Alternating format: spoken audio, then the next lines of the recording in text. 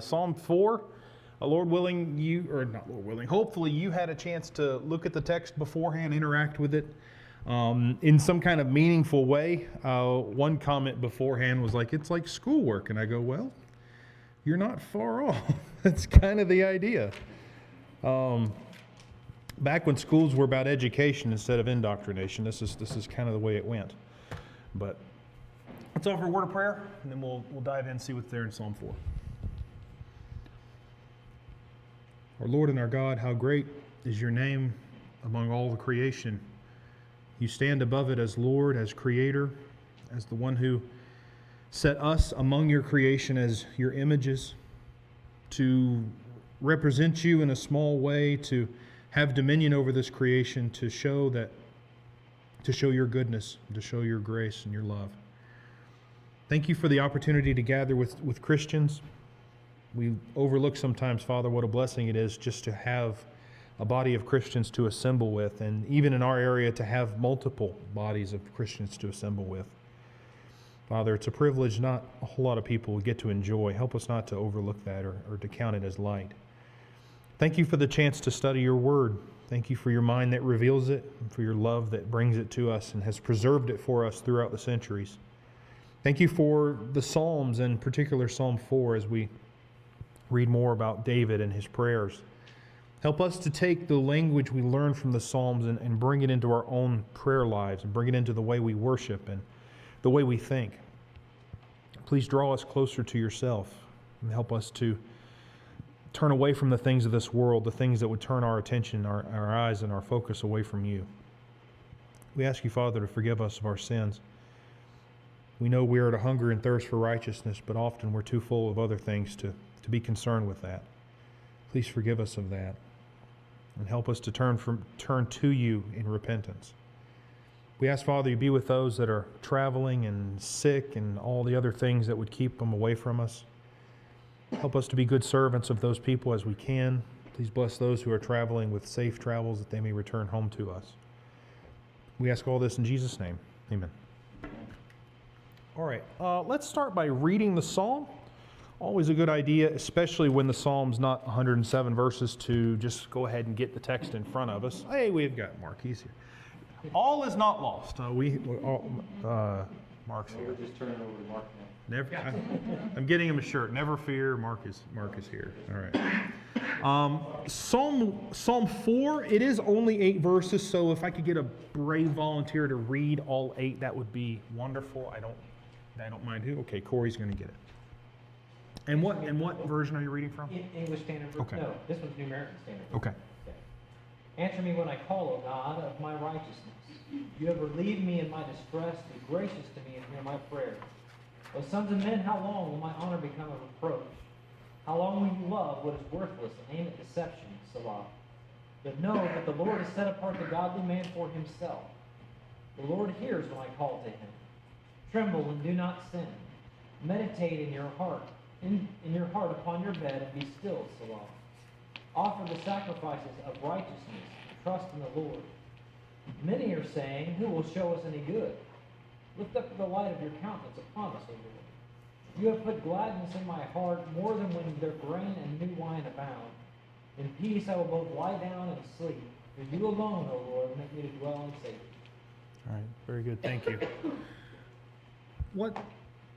Give you the chance to swing first. What stands out to you about the psalm? What do you notice just off the top as you were reading it, maybe the first, second, third time? What kind of psalm is it? How does it seem to be broken up? What do you notice when you read through?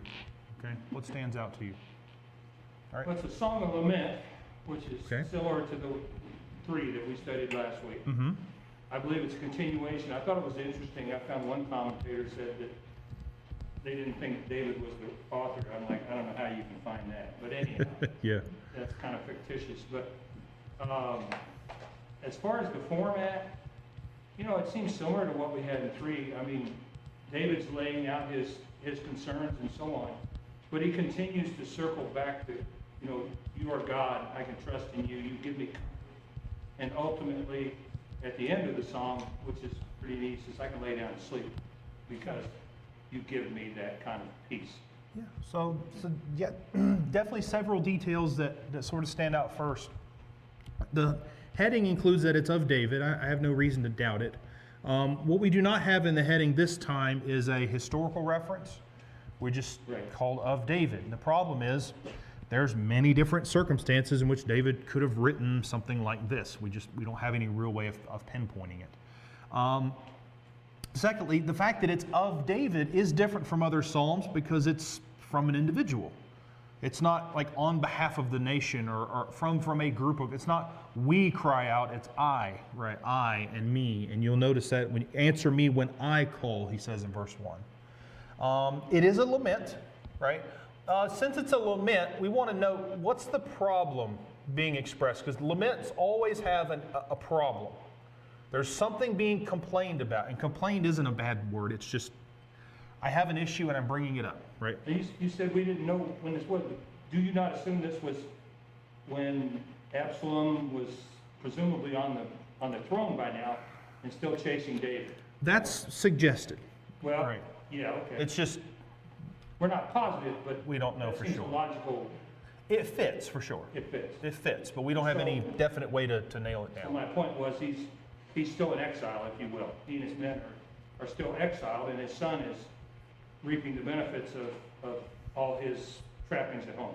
It's possible. And verse 6 for me sort of gives me that impression. You know, why do you choose a new leader as a nation? It's because you're looking for someone to do you good. Right? So what else would the people be saying when an Absalom's kind of coming to power than, you know, who's going to do something good for us? Right? So that at least leans that direction. Other than that, I didn't know of anything that would be specific. Okay. Other things that stand, I asked the question, what's the complaint? Laments have a complaint in them. What's the complaint in Psalm 4? All right, someone other than Bob. I'm going to not let Bob answer it, right? All right, what's the complaint? How long will I be reproached? You know, my honor become a reproach, or listening to the voices of men who come against me. Yeah, so definitely verse 2, right? If you're backing up looking at verse 2, how long shall my honor be turned to shame? This is the plea of someone who is innocent, who is honorable, who is doing the right thing, but he's being maligned, he's being talked about by a wicked man, right? The second line of that verse, how long will you love vain words and seek after lies? What are the enemies doing? Or worthless things, it might say at the end of the verse. And we have a word for that. When you say things that aren't true to try to make someone look bad. Slander. Slander or gossip is kind of the same thing, except you use something that's true to make someone look bad, right? They're very, very closely related. Slander is happening. And David is crying out it's interesting too how he does this. Who is David talking to in verses 2 through 5?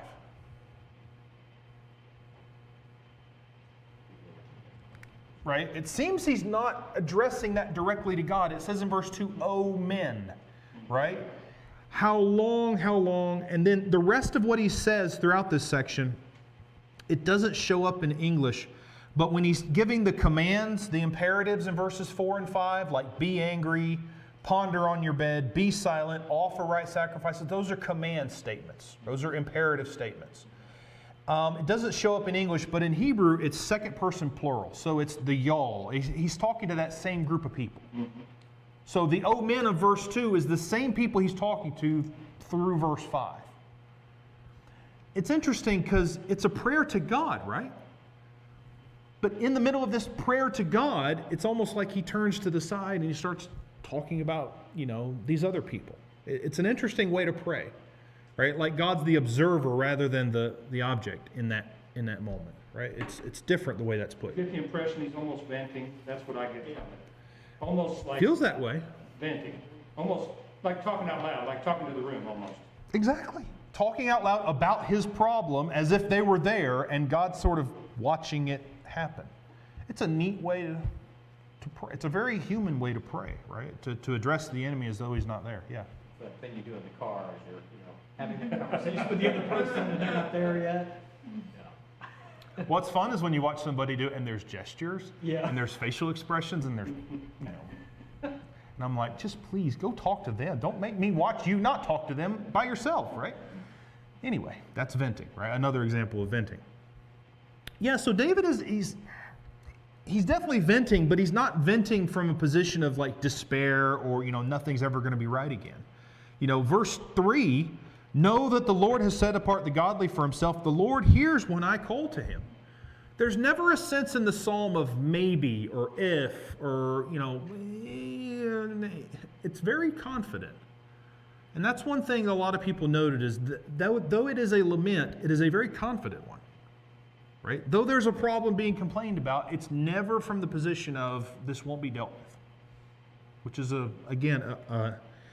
different from the way we typically address, or I typically address in prayer. Yes, ma'am.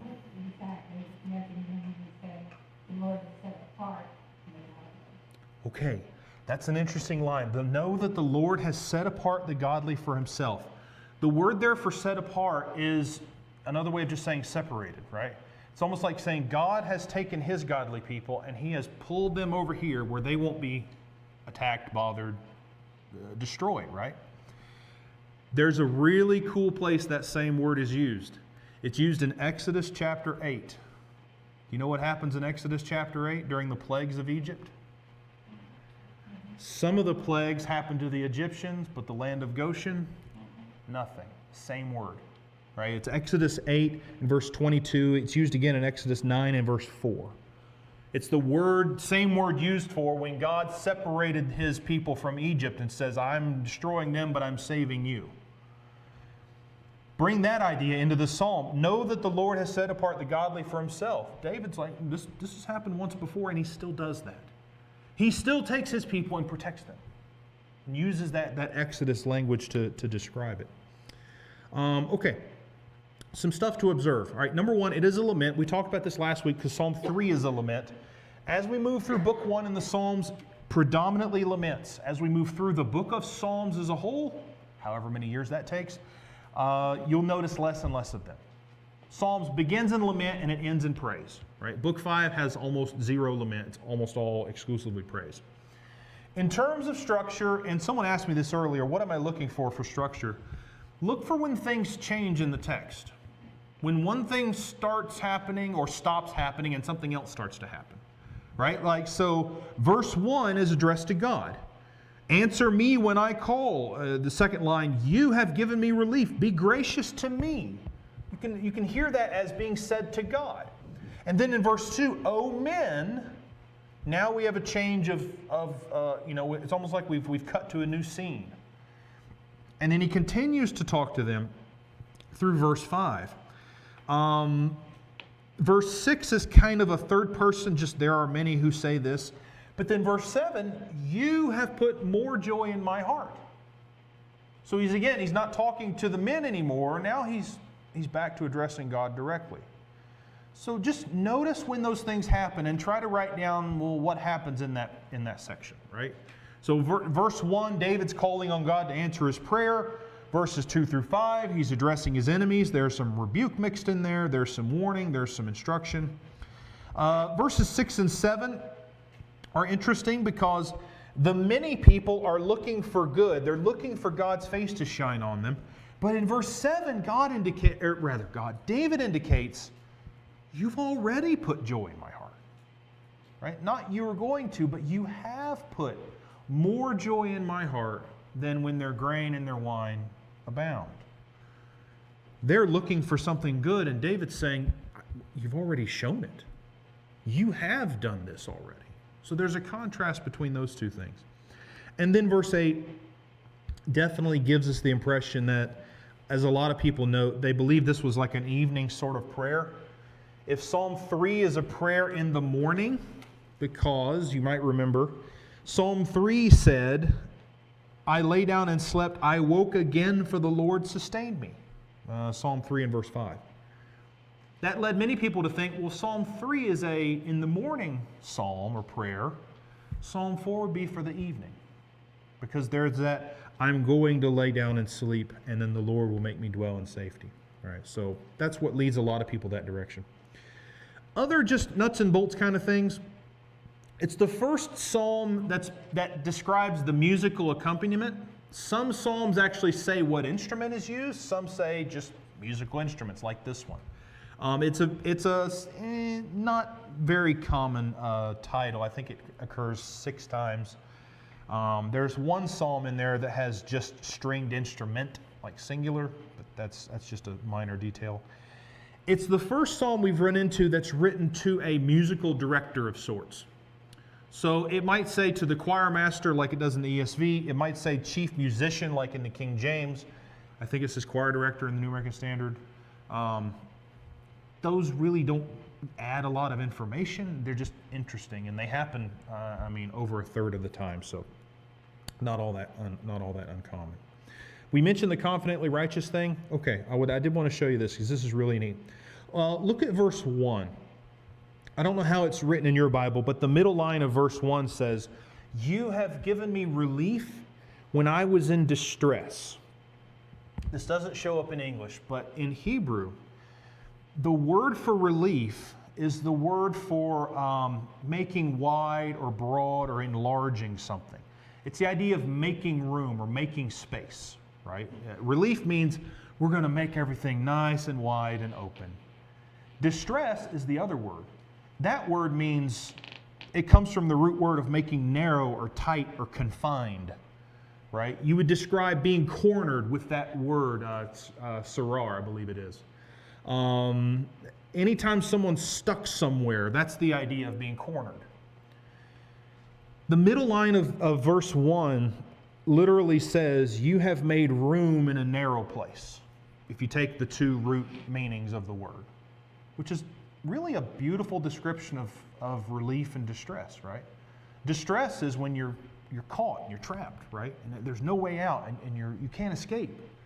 But God's the one who makes escape. He makes wide. He opens it up, right? There's no being bound up or entrapped with God. It's just a really, really cool kind of a description of those 2 things that comes from their language. Notice in verse 1, David says, "Answer me when I call."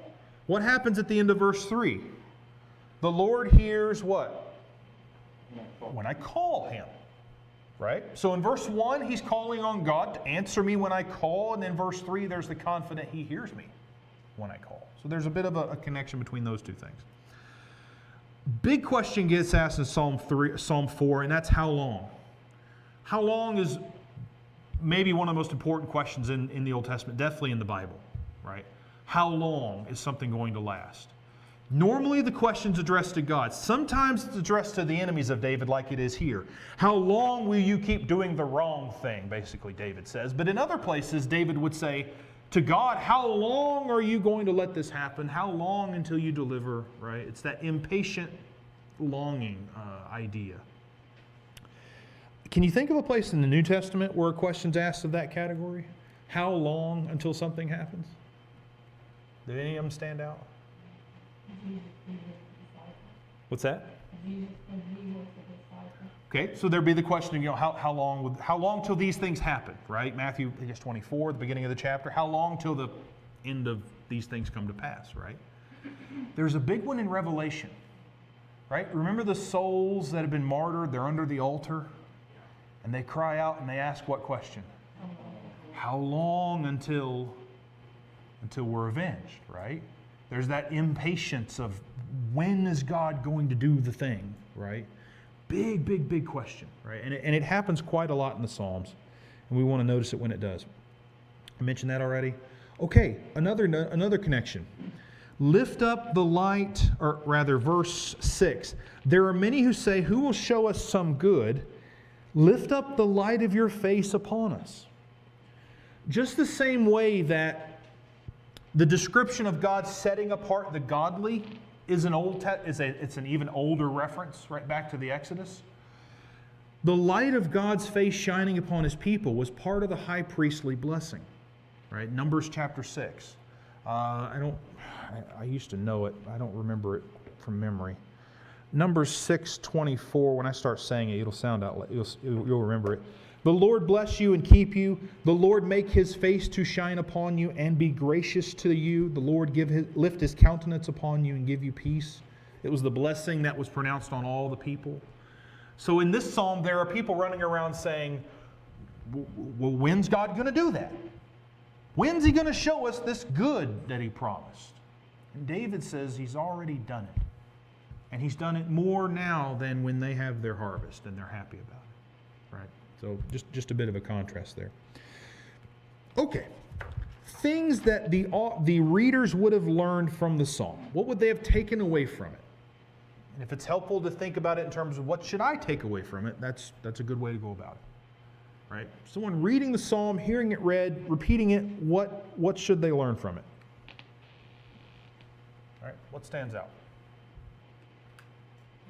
Okay. What's that? Absolutely right. Right. We should gather from this just from David's confidence that he says, when I call to God, he hears me. So one of the big takeaways is you should do that. You should call upon God because he hears his people. If you're one of God's people, he hears you. And you should call out to him confidently. Never think for a moment that you're stuck in that narrow place, right? God's the one who hears you in that place and takes you out of it, right? He gives relief when you're in distress. So call out to him, all right? Corey and then Bob. Vengeance is mine, says God. I mean, that is his territory, and David's not presuming to take that on himself. He calls the one who owns vengeance how long, or he calls them in this case how long. But again, he's putting it in God's hands. Yes. There's not a big call for vengeance to happen. It does happen, and it'll happen a lot here coming up soon. But there's a recognition that God takes his people and he protects them. They're good, right? And the inference is, well, everyone else is certainly they're gonna pay. Yep. I think verse 8 is very telling in that David is clearly vexed by all this whole situation, and he's upset and he's agitated and so on and so forth. But when he realizes he can lay it on God, he can turn it over to God, and he has faith that God will take care of him and protect him and strengthen him and comfort him and all those things. And so he now can lay down and go to sleep. He's now calm enough because of that process that he can sleep. Yeah. In spite of the problem, and we don't have the problem didn't just evaporate when he said the prayer, but in spite of the problem, because he brought it to God, now, like you said, he's calm enough, he can lay down and it can be okay. Right? He can sleep. See if I can make you remember something. He can sleep in the middle of the storm. Right? Big hint there. What else? What else stands out to you? Big lessons that Pete they would have learned from reading the psalm.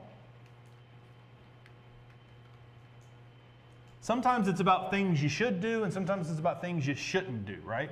Give me one thing that you definitely shouldn't do after reading the psalm. Be angry and do not sin. Yeah. Be angry without cause, right? Is I think the biggest connection. Well, not the biggest, but from that line, right? Quit being angry without cause, right? Yes, sir. One thing, it's similar to what we've said about confidence, but he's very definitive in his words. He's not asking for something like, well, maybe if this can happen, or if this can happen. He's saying, I'm talking 3 and 7, obviously, is chapter back, but he's saying, arise and save me. Right. He's basically out the past sins that he's identifying that you did this. And in chapter 4, he was going further and saying, I know you have done this, and I know you're capable of this, and I'm asking you to do it. Yeah. It's definitive in his words. Yeah, so you're absolutely right. There's no wiggle room here. It's you noted in 3 and 7, I talked about that last week, the imperatives, right? The calling on God to do something. You see that in 4 and verse 1. Answer me when I call. That's a command statement, right? You can call on God to do things that he has promised he will do. And he has promised he would answer his people's prayers. Part of the dedication of the temple in 1 Kings 8 is when people pray towards this place, you will hear them. That's you can be confident in that, right? Confident not that he would, in addition to him hearing you, that he will save and deliver and do the things he's promised. So yeah, Learn some confidence when you pray, right? What else? Give me something else you shouldn't do. If after reading Psalm 4, you think, wow, that's a really bad idea. I'm never doing that. We got one of them already, right? Being angry without cause. What else? What does verse tell you? What does verse 2 tell you shouldn't do? That's what I was gonna say. All right. Love vain words and seek after lies. Yeah, how about you tell the truth? You know? And this connects to being angry. What cause did David's enemies have to be angry with him? None. I think that's the point of be angry and don't sin. They believed Absalom's lies to some level, right? If that's the If that's the situation, then situation. sure. Yes. They're angry with him. They're saying things about him that dishonor him, and those things are false. Right? They have no right to do this. So, you know, the good reader of Psalm 4 goes, wow, you know, that's a mistake I really need to avoid. Right? Never turn to that to try to profit yourself. Right? There's always a motive, I like to say. And whatever the motive is, it doesn't justify the means of slandering someone's good name to get there. Yeah. Verse 7, don't seek happiness in food and drink. Another big one. Right. Quit waiting on the things God gives you to make you happy. What should make you happy other than or above that? God Himself, right? When you seek the gift over the giver, you've crossed the line, right? They're sitting around waiting for, well, when's God going to do something good for us? And David's like, it's already happened. He's already done these things, right? It's the contrast between those two is verse 7 is pretty telling. You know, anyway, I won't mention Mark. I won't mention that. But when we're in dire straits, God's the only one who sets you free. When there's a problem, and you're going to see this a lot in the Psalms, there's only one solution to the psalmist, and it is God. There's only one place to go. It's God. Israel had a problem with that. They would trust God when things were great, and then when things were terrible, they would turn to the nations around them and say, hey, come help us. The psalmists always remind them, you got to turn to God for help. He's the one that gives you relief when you're in a dire strait. When it comes to slander and when it comes to its neighbor gossip, it only does two things. It only shames honorable people, right? It brings on them something that shouldn't happen, and it serves to condemn the ones who wield it, right? There's a reason why David calls out the vain words and the lies, and then he says in verse 3, you know that God set apart the godly for Himself. He's not talking about these men. He condemns them for what they said and then says, just remember, God takes His people and He puts them to the side, right? When you engage in those things, you leave that group. You're now the Egyptians, not the people in Goshen. Right? You don't get saved. When it comes to what's better to do, take David's advice in verses 4 and 5. For one, quit being angry without cause. Be angry and do not sin. Ponder in your own hearts on your beds and be silent. In essence, you're thinking of ways to destroy David. You really need to be thinking about yourself. You need to consider what's going on with you and stop worrying about David and trying to get him to fall down. Right? And in verse 5, offer right sacrifices and put your trust in the Lord. That's generic, very good advice to do, right? Go do what you're supposed to be doing, right? Stop with all the rest of it. When it comes to what wicked people say, understand they're going to say it, but it cannot be allowed to sway the righteous away from God. It's tempting. There's a reason why David's praying about it. It's because it's bothersome to him. But the lesson there is don't let it turn you from God. Bring it to God. Don't let it turn you away from Him. Don't look for a solution other than that. This is part of what we mentioned earlier. We got to find greater joy in God than the things God promises. And then back to Sean's point, you can pray for help with confidence, right? Like David does. And that's something to remember. Okay, applications to us. Obviously, all of those still apply, right?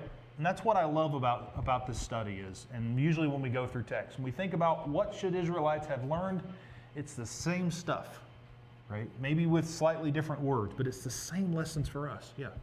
your point there where it says the lies of wicked people must not turn our hearts from trusting God. Yes. That made me think when you were reading that applies so well to the scriptures. We don't take someone's word. If someone says, it says this, Acts 2:38 says this, then we go to the word and we verify that. Mhm. We can't trust those lies because it affects our salvation. Yeah. So don't allow the lies of wicked people to have their effect, And right? there's plenty of wicked people that will lie to you about the scripture. Sure. Some don't even know it. I mean, that's the dangerous part, Some are dressed in sheep's clothing and they have no idea, right? They think they're on the straight and narrow. All right. So applications to us. And I just wanted to connect that to some New Testament ideas. That's normally what application I try to do. Take the things we talked about with Israel and then connect them over to the New Testament. So when we talk, this is the section where we get to go over and make connections there. You remember what Jesus' advice was to those who were going to be persecuted in Matthew 5, 11 and 12, part of the Sermon on the Mount? What's that?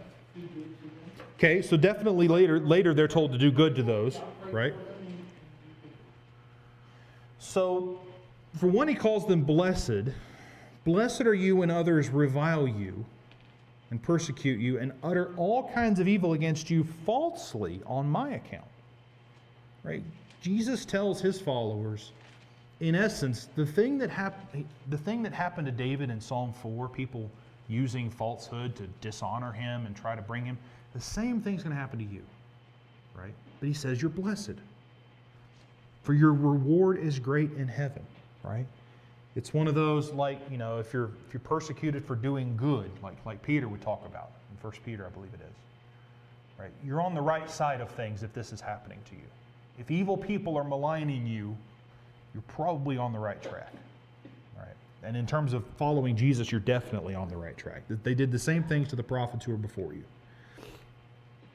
All right. Nobody brought this up. Psalm 4 is quoted in the New Testament. Right? Which line? But not Mark. I know he knows. I used to do this all the time when I taught. What line is quoted in the New Testament of Psalm 4?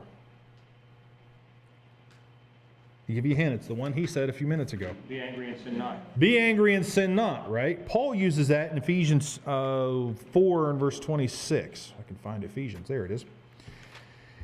Now, it's interesting, Ephesians 4 and verse 26, he brings this. Now, here's what's really neat about this. I've said this before.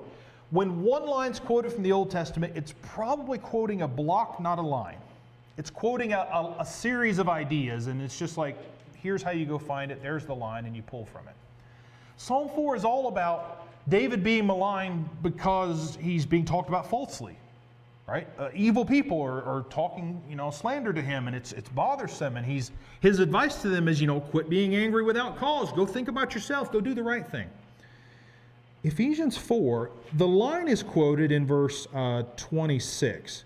Be angry and do not sin. But look at what's around it. Ephesians 4 and verse 18, it talks about the Gentiles, or the spiritually separated from God. They are darkened in their understanding, alienated from the life of God because of the ignorance that's in them due to their hardness of heart. Paul describes the wicked people as being separated from God's people. Just like Psalm 4, David says, you set the righteous by themselves. Paul says, well, you take the wicked and they're alienated from the way of God, right? Look at verse 24. We're told to put on the new self, created after the likeness of God in true righteousness and holiness. David began the psalm by calling out to the God of my righteousness. Okay, another connection. Verse 25, therefore having put away falsehood. What's the issue in Psalm 4? You got wicked people with falsehoods. Paul says, you're a new man in Christ. You're going to put away falsehood. Let each one of you speak the truth with his neighbors, for we are members one of another. Be angry and do not sin. Do not let the sun go down on your anger, and give no opportunity to the devil. Is this line saying don't go to bed angry? To tell someone, don't let the sun go down on what you're doing, means what? Fix it before you go to sleep. Fix it now is the idea, right? Don't go, well, I have until sun, we got it. Fix it now, right? Sunset comes sooner than you think. Deal with it now. Be angry and do not sin. Paul advises Christians to stay away from anger without cause. There's going to be cause to be angry, and some of it's righteous, right? Deal with it now. If you're angry without cause, deal with it now. Give no opportunity to the devil, right? Not going to bed angry is good advice, but better is deal with it now, right? Don't be angry without cause. Going a little further, verse 29, let no corrupting talk come out of your mouths, but only such as is good for building up as fits the occasion. This is the thing the people in Psalm 4 aren't doing. Not building up, they're tearing down. Verse 31, let all bitterness, wrath, anger, clamor, slander be put away from you along with all malice. Verse 31 of Ephesians 4 describes perfectly the wicked people in Psalm 4. They're doing all of those, right? They're bitter. And especially if we're talking about David in the context of Absalom, right? They're bitter against David. Their wrath, anger, they're clamoring, they're doing all the things. It's cool when you get to see Psalm 4 and then you connect it to the bigger context of that quotation. You're like, yeah, it fits. There's a lot going on there. It helps us appreciate it. Yeah. The other idea too, though, that David mentions here is lay still and meditate on. Yes. So that, in one respect, that seems like a contrast with, don't let the sun go down on your wrath. His answer in the psalm is, anger, think about what you're doing. Yes. Transfer from an emotion to thinking to, if you will, don't do it out of an emotional response, but a rational one. Think about what's happened, what should you do, what's the right thing to do, the right way to handle the matter. So, whenever you do something out of emotion, it never goes well. Yeah. So swap that out for reasoned responses, and that's why you lay on your bed and think about the matter, so that you won't do it out of an emotion, but you'll do it out of rational thought. Yeah, I love the word there. ESV says ponder. It's the same word that elsewhere is like said or speak or talk. It's literally the idea, go talk to yourself, right? Go have a conversation with yourself, get it worked out, quit running after Dave. Go think about it and go come back later. I said this earlier. Our greatest joy has to be in the giver, not the gift.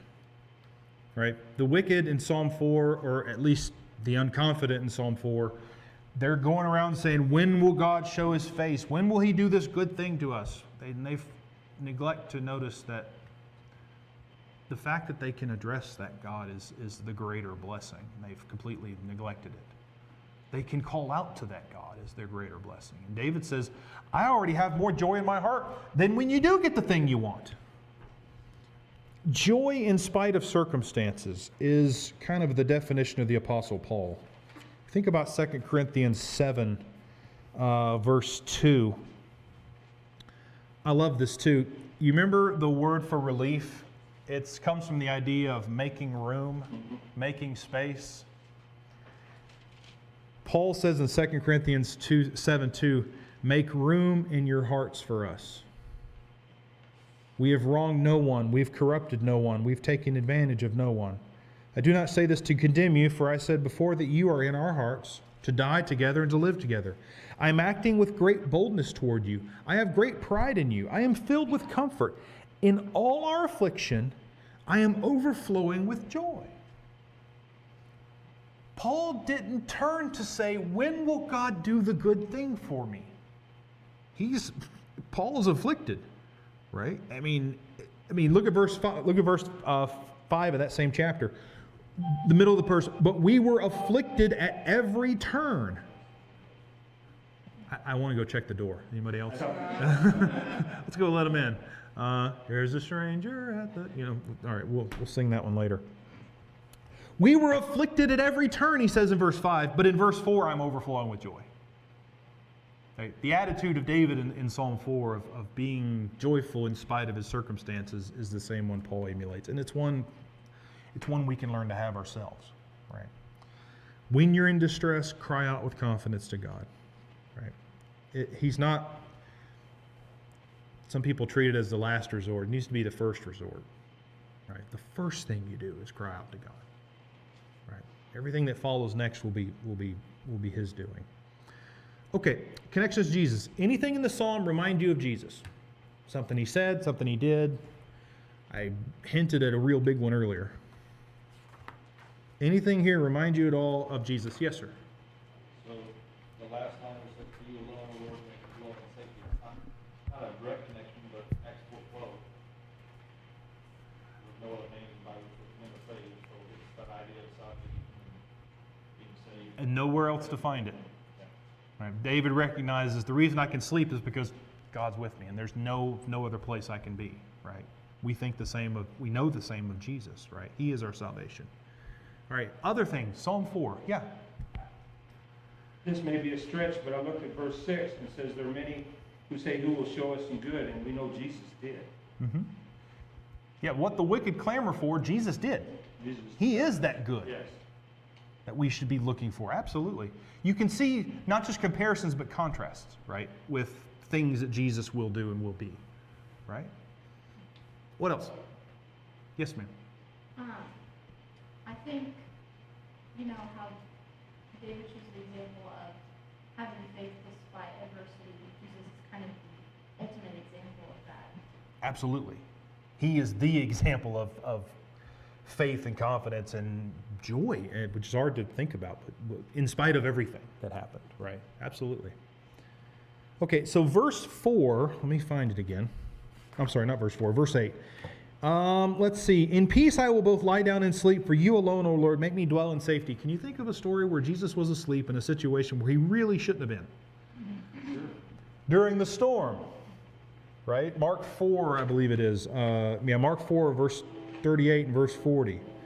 Jesus slept in safety even as the storm raged around him. He's the living example of what Psalm 4 calls to do is, I sleep no matter what's going on around me, right? We don't have a quotation to just instantly tie those two together, but the ideas fit. The thing he was doing is in a sense, the fulfillment of that, all right? Psalm 4 is ultimately a prayer. When prayer happens, you have to think of Jesus, because Jesus prayed, and he prayed often. He prayed all hours of the night. He prayed before every major thing that happened. He prayed himself bloody in the garden. I mean, that's the connection. When we hear prayer, we have to connect that to Jesus. But more specifically in Psalm 4, the psalmist David says, "The Lord hears when I call to him." John 11, just before Lazarus is raised from the dead, Jesus says something interesting. John 11, verse 41, Jesus praying, he says, "Father, I thank you that you have heard me. I knew that you always hear me, but I said this on account of the people standing around, that they may believe that you sent me." David says, you hear me when I call to you. Jesus in his prayer before Lazarus was raised says, I know you always hear me. There's never a doubt in his mind whether or not God heard him. Right? And that same confidence is something Jesus expressed. Hebrews 5, it says Jesus cried out and was heard. I'm paraphrasing that, but it says that in Hebrews 5, verses 7 and 8. When it comes to crying out in prayer, sometimes the answer is no, but he never wavered in his trust. The answer to the prayer in Gethsemane, let the cup pass from me, was effectively no. Right? The cup is something he had to drink, but he still trusted in God in spite of God's decision there. The question of how long, I love this, because in Psalm 4, David asks of the wicked, how long are you going to keep doing these things? How long are you going to keep slandering me? Jesus asked the same kind of question in Mark 9, right? To his disciples, or to those who are around him, he says, how long will I put up with you? He asked the same type of question that Psalm 4 gives us. David complains that the wicked are putting him to shame by slandering him. That's exactly what happened to Jesus, right? The wicked slandered him, right? And they they poured shame on what should have been his glory among men, the fact that he was the Messiah of God. And the slander of wicked men poured shame on that, and he withstood that, stood that for us. Okay, second buzzer, so we're out of time. I didn't change the final slide. My apologies. The doorbell. All right. The second bell has finished. All right. I forgot to change this. It's Psalm 5 next week, whatever the date is. That'll be, Lord willing, what we do next time. All right. Psalm 5.